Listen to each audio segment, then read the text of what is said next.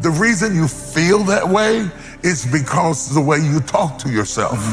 If you change the way you talk to yourself, you'll change how your story is. The only thing the woman with the issue of blood did that saved her from dying was change how she talked to herself. She said within herself, not to anybody else, if I may but touch the hem of his garment, I'll be made whole. So the greatest sermon starts within you. Keep a good attitude when it's not happening as fast as you would like. David said, God, my times are in your hands. It's very powerful when you can say, God, I not only trust your ways, but I trust your timing. I know at the right time, when I'm ready, when I can handle it, you will take me to new levels of my destiny. I was talking to my trainer the other day. We were working out in my backyard, man, and I sat down on the wall and I said, man, I'm struggling today. This is hard.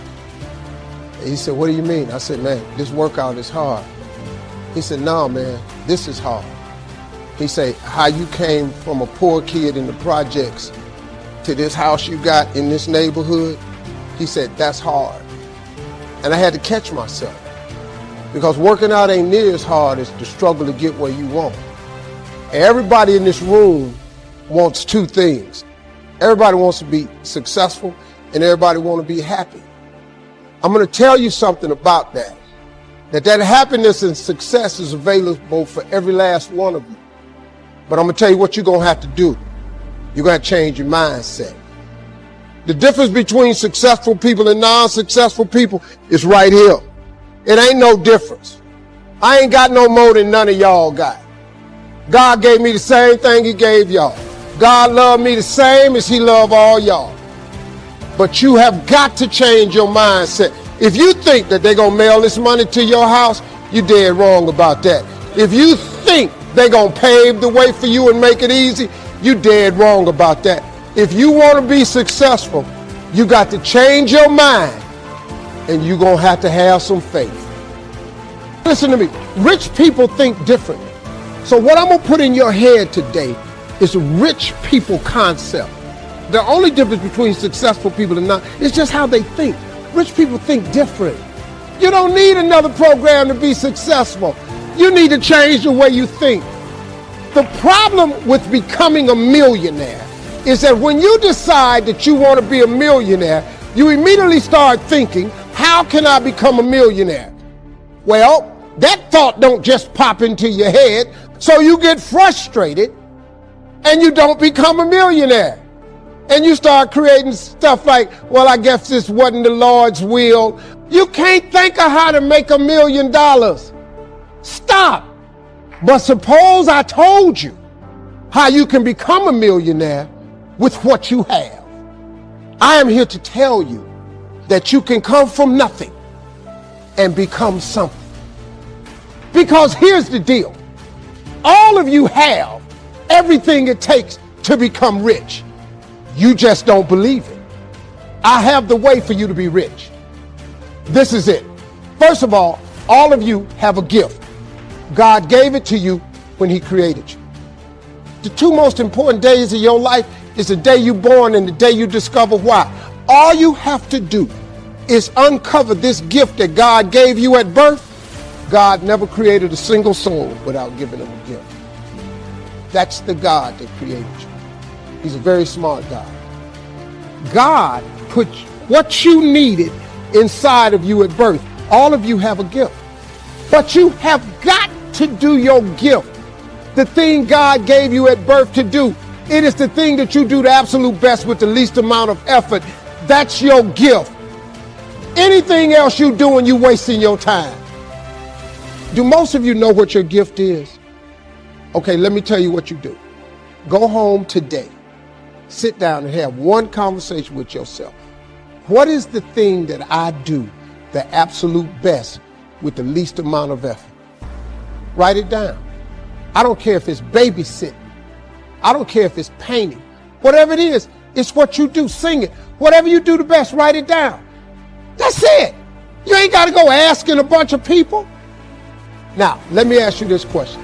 This thing that you're gifted at, If you did it for somebody, do you think somebody would pay you $10 for your gift? Could you babysit for $10? Could you cut somebody's hair for $10? Could you cut their grass for $10? Could you do something for $10? Everybody. Don't you have something somebody would give you $10 for? Okay, now, once you have something that somebody's willing to pay you $10 for, this is how this works. It's called the multiples of 10. See, you don't have to figure out how to be a millionaire. You just got to figure out the thing that makes you $10. So now here we go. You do it and you make $10. Soon as they pay you the 10, go do it 10 more times. Whatever it was. Watch some more kids 10 more times. Get another 10. You got $100. When you get $100, whatever you did to make that $100, do it 10 more times. You'd have made $1,000. Whatever you did to make the $1,000, don't get smart. Stay stupid now. Do it 10 more times. Hold up. Now we finna grow a little bit, but guess what you got to do to grow? You just got to do some more. Whatever you made $10,000 doing, I need you to do it 10 more times. What you tripping for? If you do it 10 more times, you got $100,000. Now you might have to hire some people to make this happen. You got to figure that part out. But all you got to do is do what you did for $10. Once you make $100,000, if you just do it 10 more times. Here's the big challenge of life. You can have more than you've got because you can become more than you are. And of course, the other side of the coin reads, unless you change how you are, you'll always have what you got. I have found in my experience that income does not far exceed personal development. Now, sometimes income takes a lucky jump, but sure enough, unless you grow out where it is, it'll usually come back where you are. If somebody hands you $1 million, best you become a millionaire quickly, so you get to keep the money. Otherwise, sure enough, it'll disappear. Somebody once said, if you took all the money in the world, divided it up equally among everybody, it would soon all be back in the same pockets. Success is something you attract, not something you pursue. So instead of going after it, you work on yourself. Personal development. Because true happiness is not contained in what you get. Happiness is contained in what you become. A friend of mine, Bishop T.D. Jakes, said, if you got a problem man or money can solve, you ain't got no problem. So I want you to think about your goals and dreams, and here's what I want you to do right now. I want you to say to yourself, it's possible. Let me share something with you. The easiest thing that I do every year is to live my dream. The easiest thing I do every year is what I do on a day-to-day basis. Those are the easy things that I do. Let me share with you the most difficult thing that I've ever done in my life. And that was to believe that I could do it. To believe that I, Les Brown, who was born in an abandoned building on a floor in a poor section of Miami, Florida, to believe that I, Les Brown, who was labeled educable mental retarded, put back from the 5th grade to the 4th grade, to believe that I had the ability to live the life that I'm now living. And I want you to think about your goals and dreams, and I want you to expand them. Why? Because it has been said that most people fail in life not because they aim too high and missed. No, most people fail in life because they're just like I was for 14 years. They aim too low and hit. The reason that I procrastinated for 14 years was because when I was in the 5th grade and Mrs. Mary Ford Williams said to Mrs. Compton, he doesn't belong here. He is slow. And they put me back from the 5th grade to the 4th grade. That affected me. They say sticks and stones will break your bones, but words will never hurt you. Yes, they will. What is it as you look in your past that's affecting you right now? I saw a movie called Magnolia. Powerful line in that movie. We might be through with our past, but our past is not through with us. But you've got to take full responsibility. If everything work out for you, fine. If you have the money, fine. If you can get the help and support of friends and family members and your spouse, great. But if you don't, all of those things are minor things. The major key to your reaching your goals is you. Nobody's going to work on your dream harder than you.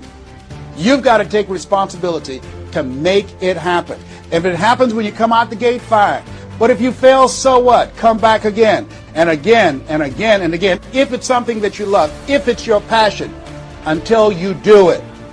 The people that make it in this life, they look around for the circumstances that they want, and if they can't find them, they create them. It's you. You've got to take personal responsibility to make it happen. Don't see yourself as a victim, and it's hard. It's hard. Changing your life is hard. It's hard to keep the spirit up. People don't see the vision. The sacrifice that you have to make, I can tell you from my experience, it's worth it. Here's something I want you to keep in mind. Life is a fight for territory. And once you stop fighting for what you want, what you don't want will automatically take over. Here's the thing about life. None of us wake up and say, today is the day I destroy my life. What we do is we kind of check out because it feels overwhelming. Or we check out because we're afraid. Or we check out because we start listening to self-doubt. And then we make these teeny tiny decisions all day long. We don't even realize it. A decision to not get up on time, a decision to not eat the right thing, a decision to snap at your kids, a decision to not speak at a meeting, a decision to not look for a job, a decision to not deal with your finances, a decision to not call your parents, like whatever it is. All day long, these tiny decisions that take you so far off track. So stop looking for more unless you're looking in a mirror, because it's about time for you to see clearly that you are who you've been looking for. And that empty feeling you got, that hole in your chest, you only got that feeling because you think you're not blessed with everything you need. You cannot quit at the first sign of opposition. You cannot quit because your situation appears dismal. You've got to choose to get your energy up. You've got to choose to get your hopes up. You have to execute your plan and recognize that you have everything you need to finish. You can't just talk about wanting to win. You have to prepare to win, and you have to expect to win. So I have a question for you. Are you willing to finish? Is an opportunity, is a blessing. And it wasn't until I learned how to celebrate virtually everything that came my way that I was able to transcend it. You see, everything that was given to us by God, whatever that is perfect. No one can deny the mountains are perfect and the rivers are perfect and the birds are perfect and the hippopotamuses are perfect and so on. This is just what was given to us. Everything else that you have on our planet, that we have on our planet, comes about as a result of thinking.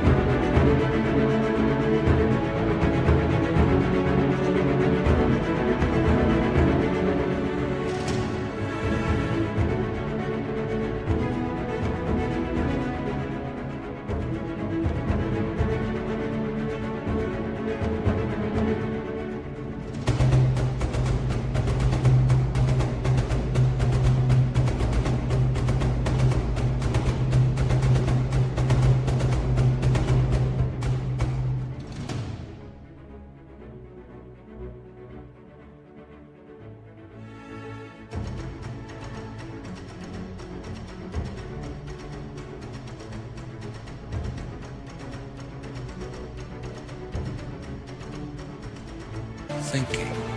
Thought makes it so. And then when you see people take on more responsibility and decide that they're going to aim up and confront their suffering honestly and forthrightly, that their lives get better and the lives of people around them get better too.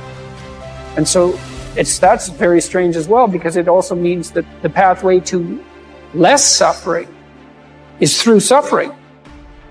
Right? And that would be hopeful if the world was constituted that way. It's like, well, there's suffering. How do you make it worse? Run away.